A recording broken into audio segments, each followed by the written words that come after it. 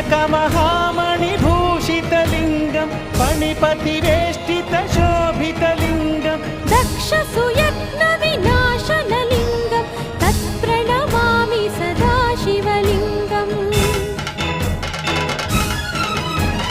कुङ्कुमचन्दनलेपितलिङ्गं पङ्कजहारसुशोभितलिङ्गम्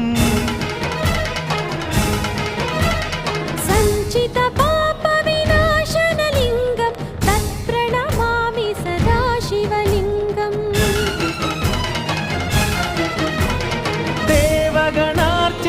देवगणार्चितसेवितलिङ्गं भावैर्भक्तिभिरेव